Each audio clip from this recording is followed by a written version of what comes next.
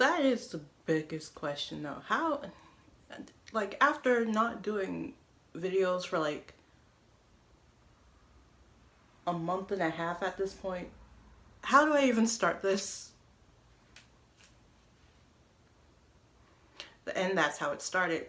I'm back. I had to deal with so much mentally and emotionally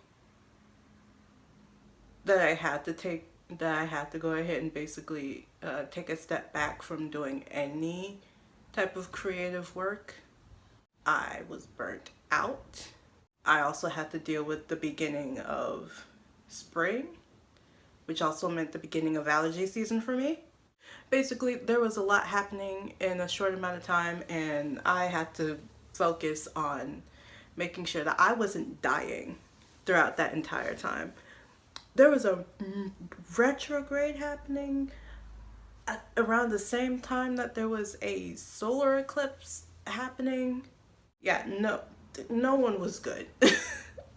But I am back with the official second part of the Luna's Vision passion project that I was working on. And the way that I'm going to start that off on my YouTube channel is specifically the idea of sifting through gold. Basically, the concept of unmasking for most people is literally just trying to sift through sand and dirt just to find the gold nuggets of who you truly are. For those who don't know, or for those who don't understand, there's a lot of people that end up having to essentially hide their true selves, whether it is essentially just for security reasons or simply because they were made to feel insecure about who they were. But the term masking and the term that goes along with it, unmasking, are typically used for those who are usually categorized under the neurospicy or neurodivergent category. It is basically hiding and or showing the most honest and authentic version of you. The way that I specifically wrote it down is unmasking or unearthing is essentially finding the most honest and authentic expression of who you are. And in this day and age, in the society that we live in, not many people can do that. To make it a bit more concise, the way that I've explained it was it's less like solving a Scooby-Doo mystery and trying to uncover who it was behind it, who it was doing all of the things. The actual version of unmasking that most people are familiar with. And it's more like discovering the bare bones. It's more like archaeology. Now, the main reason as to why I'm talking about this specifically is part of the entire idea of discovering oneself starts with finding those nuggets of truth, nuggets of honesty, nuggets of the most authentic expression of who you are. And is essentially uncovering or discovering what society has essentially deemed bad or abnormal, derogatory. And it is essentially asking yourself, how comfortable are you with the natural you? And finding the answer to that question requires a certain mixture of vulnerability and self-reflection or self-introspection. Now, I don't really know the specifics on like the statistics when it comes to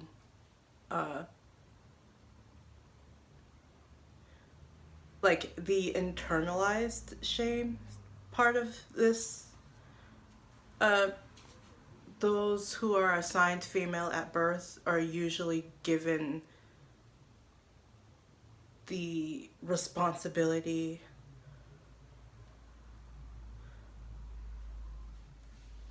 of it's not showing your emotions, but it's being given the responsibility of everyone else's emotions. And while people that are assigned female at birth tend to internalize their own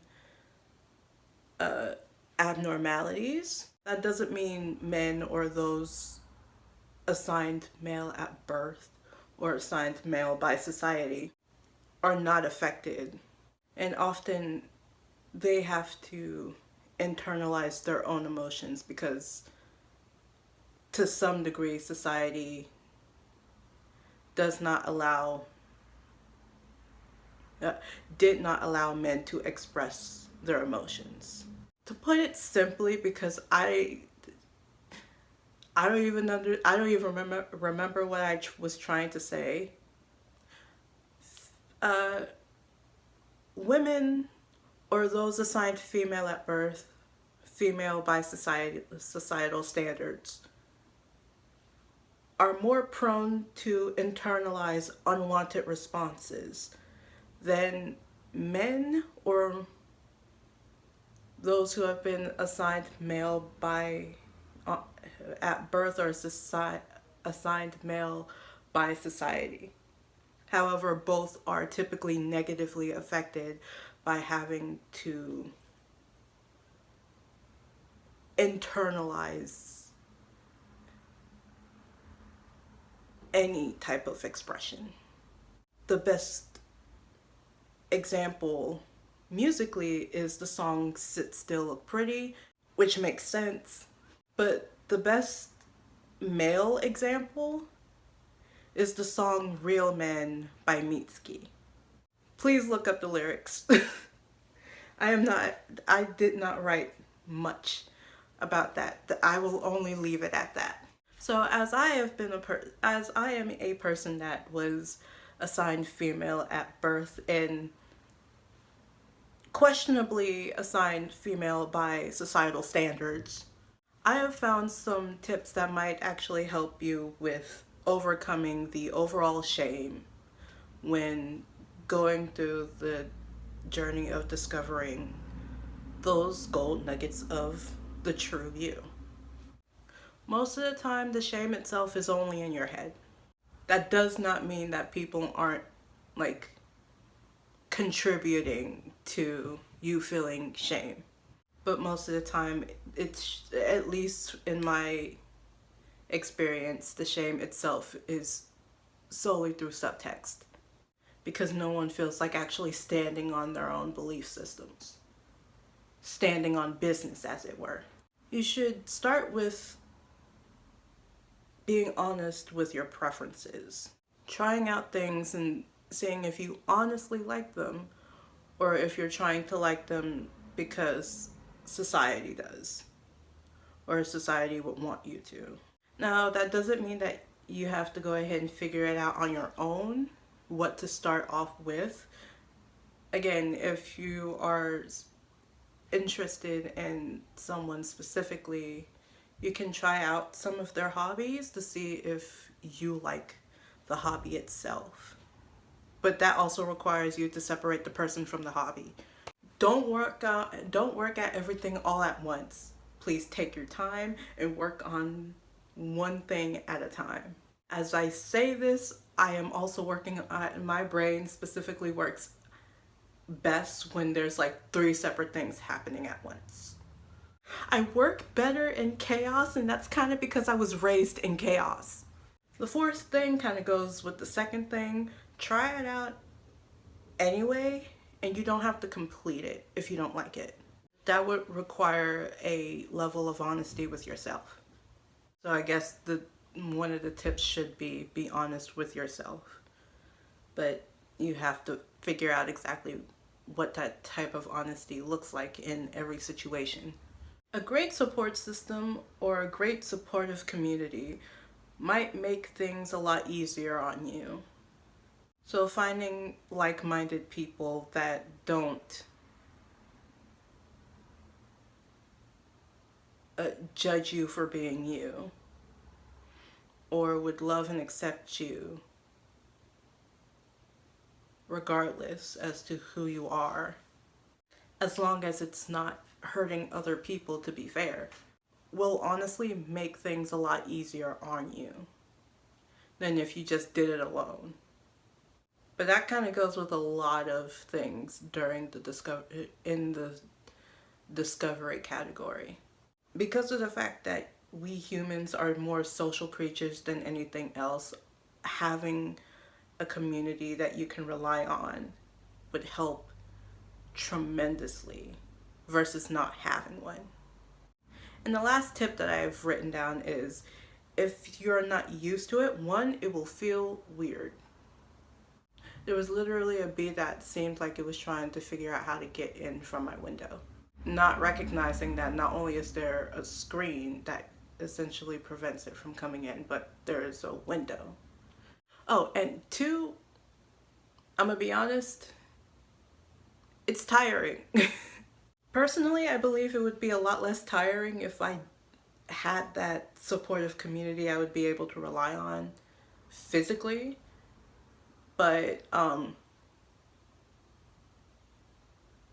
everyone is gifted with that. But it's like having to actively choose a lot of these things within a society that